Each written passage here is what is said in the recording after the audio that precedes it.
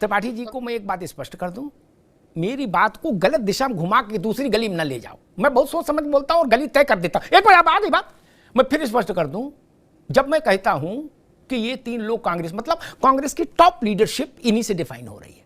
बाकी तो कांग्रेस अर्जुनपुर में भी है, नेकपुर कला में भी है, उसमें कौन मना कर रहा है? अब मैं 1 लाख लोगों के नाम तो नहीं ले सकता मित्र टीवी पर, फिर भी आप संतुष्ट नहीं होंगे। आप कहेंगे कि बकेवर के तो मोहल्ला वाले का आपने नाम ही नहीं लिया, तो मैं क्या 20-50 लाख नाम तो नहीं ले सकता? हाथी पाऊं सबका पाऊं। अब तो सोनिया जी सक्रिय नहीं, वरना मैं तो यही शो में बोलता था कि सोनिया जी की कांग्रेस है, इसमें क्या आपत्ति थी क्या? उनके बनाए प्रधानमंत्री बनता था, वो कांग्रेस नहीं थी तो कौन था? गुलाम नबी आजाद थी क्या कांग्रेस? मैं प्रैक्टिकल आदमी हूं भैया, मैं कागज फागज में ज्यादा लफड़ा नहीं पड़ता किसके पास कौन सा आई। नमस्कार दोस्तों, स्वागत है आपका अमिताभ अग्निहोत्री जी की बहुत ही जबरदस्त और मजेदार डिबेट वीडियो में। वक्फ बोर्ड अमेंडमेंट बिल पास होते ही दोस्तों कांग्रेस सबसे पहले भागी सुप्रीम कोर्ट, क्योंकि उसको जताना था कि मुस्लिमों की सच्ची रहनुमाई कांग्रेस करती है और कांग्रेस मुस्लिमों के साथ जोरदार तरीके से खड़ी हुई है। लेकिन दोस्तों बाकी पार्टियां थोड़ी पीछे रहने वाली है। ओबीसी दौड़ पड़े, टीएमसी दौड़ से पड़ी, डीएमके दौड़ पड़े। लेकिन दोस्तों जो समाजवादी पार्टी है, जो दम भरती थी हमेशा कि हम मुस्लिमों के लिए खून बहा देंगे, हम विरोध प्रदर्शन करेंगे, हम आपके साथ कंधे से कंधा मिलाकर खड़े रहेंगे, वही समाजवादी पार्टी कुछ नहीं कर रही है। तो दोस्तों इसी पर ये डिबेट है। डिबेट में आप देखोगे केवी त्रिपाठी जो कांग्रेस के प्रवक्ता है, उनके साथ अमिताभ अग्निहोत्री जी की जबरदस्त और मजेदार डिबेट है, और समाजवादी पार्टी के प्रवक्ता अशोक यादव, इनके साथ भी बहुत ही जबरदस्त और बहुत ही मजेदार डिबेट वीडियो है। दोस्तों डिबेट पूरा देखना, बहुत ही मजा आने वाला है आपको, इसकी गारंटी मैं आपको 100% दे रहा हूं। तो चलिए शुरू करते हैं डिबेट वीडियो, लेट्स स्टार्ट। बहुत दिन हो गए हैं, मजा नहीं आ रहा है। अभी मजा आएगा ना भिड़ो। पिक्चर चालू करो बे।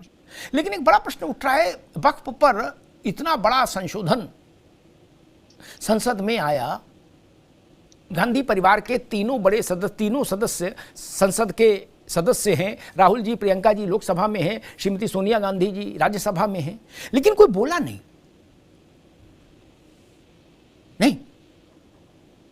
कोर्ट सबसे पहले गई कांग्रेस, लेकिन सदन में नहीं बोले राहुल गांधी, प्रियंका जी और सोनिया जी। त्रिपाठी जी, ये कुछ उलटबांसी सी है, इसको थोड़ा समझाओ आप। अब जरूरी नहीं कि इतनी बड़ी पार्टी में इतने जहां मेंबर ऑफ पार्लियामेंट है वहां राहुल जी को ही बोलना हो, इसकी कोई जरूरत मुझे नहीं दिखाई देती है और न पार्टी को दिखाई। निश्चित तौर पर इमरान प्रतापगढ़ी का अगर जो भाषण आपने सुना हो, क्या मार्मिक भाषण था, क्या सच्चाई उजागर की, क्या भारतीय संविधान का अनुच्छेद 26 आज खत्म हो चुका है? अगर भी यह संवैधानिक हो रहा है और चूंकि संख्या बल के आधार पर आप बिल को पास करा रहे हैं, साधारण बहुमत से बिल पास होना है, तो ऐसी स्थिति में हमारे पास विकल्प यही बचता है कि हम न्यायालय का दरवाजा खटखटाएं। और हमने न्यायालय का दरवाजा खटकाया, इसमें कुछ भी गैर संसदीय और गैर संवैधानिक काम नहीं किया है कांग्रेस ने पूरी लड़ाई संसद में लड़ी और उसके बाद अब हम न्यायालय के दरवाजे पर गए हैं। आज बाजार की स्थिति आपको पता है, इस चुनाव में क्या कहा था गृह मंत्री ठीक है त्रिपाठी जी, बाजार पर आज नहीं आएंगे त्रिपाठी जी, सेंसेक्स पर नहीं जाएंगे आज, और ट्रंप तक नहीं जाएंगे आज, इधर ही रहेंगे, भारत में रहेंगे, अमेरिका नहीं जाएंगे आज नहीं, आज रहने दो, मानो आज रहने दो, आज अमेरिका नहीं जाएंगे, कल वर्ल्ड में चलेंगे। आज रुक जाओ, आज यहीं रुक जाओ, कहीं स्वदेशी भावना में रहो महाराज, कल अमेरिका चलेंगे, आज रुक जाओ। ये बड़ी अच्छी बात कही आप। त्रिपाठी जी ने बड़ी अच्छी अच्छी बातें बताई कि जो विद्वान थे वो बोले, जो संसदीय मामलों के जानकार थे वो बोले, जो मुस्लिम मामलों को जानते थे वो बोले। राहुल जी कुछ इनमें से किसी कैटेगरी में नहीं आते थे। कहा इतने वक्ता है तो राहुल जी कहां बोले? अरे भैया 3 में कोई तो बोल देता, ये छोटा विषय है, ये छोटा विषय है। ये किसी स्कूल में हैंडपंप लगे कि नहीं लगे इसकी जिरह थी नहीं ना। जिस बात को कांग्रेस का शीर्ष नेतृत्व और नीचे मोहल्ले तक का कार्यकर्ता कह रहा है, संविधान को जमींदोज कर दिया, लोकतंत्र बर्बाद हो गया, मुसलमानों पर अत्याचार हो गया, जिसको आप इतना गंभीर मान रहे हैं, उस विषय में नहीं बोलेंगे तो किस में बोलेंगे? फिर किस में बोलेंगे? कुत्तों को टीका, कुत्ते काटे का जो टीका लगता है अस्पतालों में, वो टीका रहे, इस विषय पर चर्चा आएगी तब बोलेंगे सब लोग। इंडिया गठबंधन की करीब आधा दर्जन पार्टियां चली गई सुप्रीम कोर्ट। ऐलान आपकी पार्टी ने भी किया था जब बिल नहीं आया था हाउस में, उससे पहले जंतर मंतर पर, कि हम ईंट से ईंट बजा देंगे, इसको लागू नहीं, पास नहीं होने देंगे, और अगर पास भी हो गया तो खून बहा देंगे, कुर्बानी दे देंगे।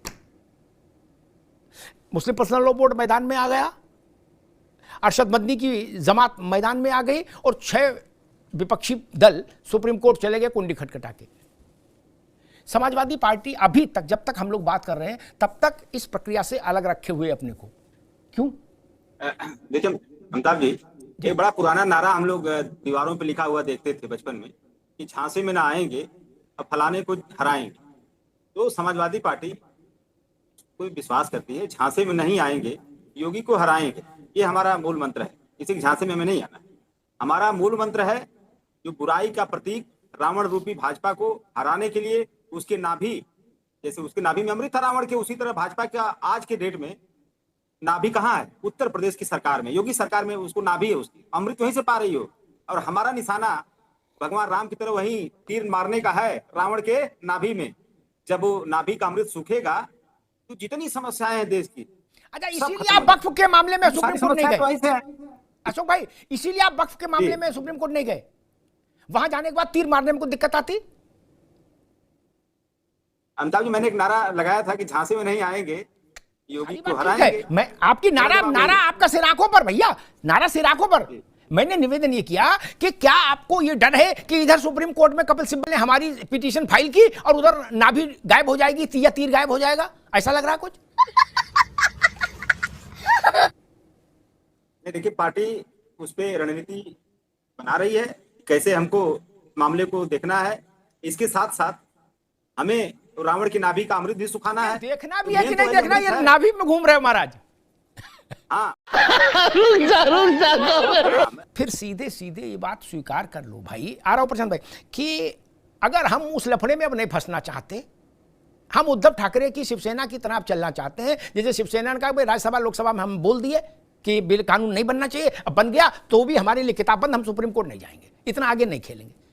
क्या समाजवादी पार्टी उसमें जा रही है? क्योंकि उसको ये भी डर, क्या ये डर लग रहा है कि नहीं उत्तर प्रदेश में इतनी खुली राजनीति अगर करेंगे तो समस्याएं पैदा हो जाएंगी? अशोक जी, ये सवाल तो खड़ा होगा, क्योंकि आपकी सहयोगी पार्टी ने तो राष्ट्रपति की दस्तखत की भी चिंता नहीं की। इधर राज्यसभा में बहस शुरू हुई, उधर उन्होंने टाइपिंग शुरू कर दी, खट खट खट खट खट खट ठेल दिया जाके अगले दिन। तो कंपटीशन तो आपको इन्हीं सबसे लड़ना है, करना है ना? नहीं, बिल्कुल बिल्कुल। देखिए, मैंने अमिताभ जी यही कहा कि आज प्रतियोगिता किस बात की है। हमारे इंडिया गठबंधन के जितने भी घटक दल हैं और हम लोग समाजवादी लोग, सबका निशाना एक ही है कि भाजपा को हराओ, भाजपा को हटाओ। अगर ये भाजपा नहीं हटेगी तो देश में इस तरह सांप्रदायिक तनाव, अगर भाजपा नहीं हटेगी तो ये भी डर होगा कि सारे दल वो हो जाएंगे, धीरे धीरे धीरे धीरे कमजोर होते जाएंगे, बुरी स्थिति में आ जाएंगे। ये भी खतरा है।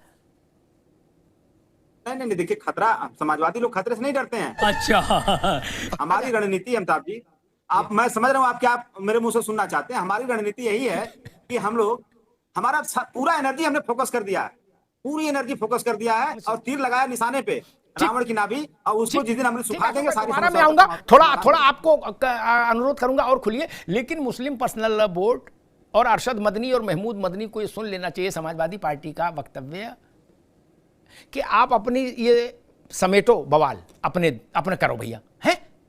हम इस वक्त दूसरी स्ट्रेटेजी में चल रहे हैं, जो मैं समझ पाया अशोक जी की बात से।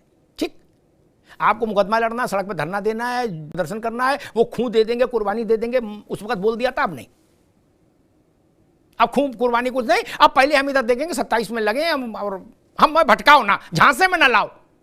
अब मुस्लिम पर्सनल लॉ बोर्ड को मैसेज है समाजवादी पार्टी की तरफ से कि हम आपके झांसे में नहीं आएंगे, हमारे निगाह में केवल नाभि है। ओ भाई, राहुल जी योग्य हैं तभी नेता प्रतिपक्ष हैं और हर विषय की जानकारी रखते हैं, तभी उन्होंने कहा कि किस पे किसे बोलना है, ये भी राहुल जी ही तय करेंगे। दूसरा, अभी अमिताभ जी ने कहा कि यही 3 लोग कांग्रेस है, तो अमिताभ जी बड़ी विनम्रता से कहूंगा, इतने हल्के में कांग्रेस को मत नापिए कि खड़गे साहब और राहुल जी और केसी वेणुगोपाल तक ही कांग्रेस है। कांग्रेस इस देश के हर हिस्से में और हर कार्यकर्ता में। ठीक है त्रिपाठी भाई, ठीक है, ठीक है, मैं ठीक, त्रिपाठी जी को मैं एक बात स्पष्ट कर दूं, मेरी बात को गलत दिशा में घुमा के दूसरी गली में न ले जाओ। मैं बहुत सोच समझ बोलता हूं और गली तय कर देता हूं। एक बार आ गई बात, मैं फिर स्पष्ट कर दूं, जब मैं कहता हूं कि ये 3 लोग कांग्रेस, मतलब कांग्रेस की टॉप लीडरशिप इन्हीं से डिफाइन हो रही है। बाकी तो कांग्रेस अर्जुनपुर में भी है, नेकपुर कला में भी है, उसमें कौन मना कर रहा है? अब मैं 1 लाख लोगों के नाम तो नहीं ले सकता मित्र टीवी पर, फिर भी आप संतुष्ट नहीं होंगे। आप कहेंगे कि बकेवर के तो मोहल्ला वाले का आपने नाम ही नहीं लिया, तो मैं क्या 20-50 लाख नाम तो नहीं ले सकता? हाथी का पाँव सबका पाँव, ये समस्या है रे, क्या बोलने का। अब तो सोनिया जी सक्रिय नहीं, वरना मैं तो यही शो में बोलता था कि सोनिया जी की कांग्रेस है, इसमें क्या आपत्ति थी क्या? उनके बनाए प्रधानमंत्री बनता था, वो कांग्रेस नहीं थी तो कौन था? गुलाम नबी आजाद थी क्या कांग्रेस? मैं प्रैक्टिकल आदमी हूं भैया, मैं कागज फागज में ज्यादा लफड़म नहीं पड़ता किसके पास कौन सा आई कार्ड है। मैं जानता हूं, अपने 35-36 साल के पत्रकारी जीवन के आधार पर कह रहा हूं। मैंने राजीव जी का समय भी देखा, सोनिया जी का भी देखा, और उनसे 2-3 बार मिलने का अवसर भी मिला। मैंने 10 जनपथ भी देखा, बाहर कैसे लोग बैठे रहते थे, किस अवस्था में। तो उनको कांग्रेस क्यों नहीं कहेंगे? मैं बताना नहीं चाहता कि क्या दृश्य देखे हमने, इसलिए वही कांग्रेस है, इसमें आपत्ति मत क्या करिए।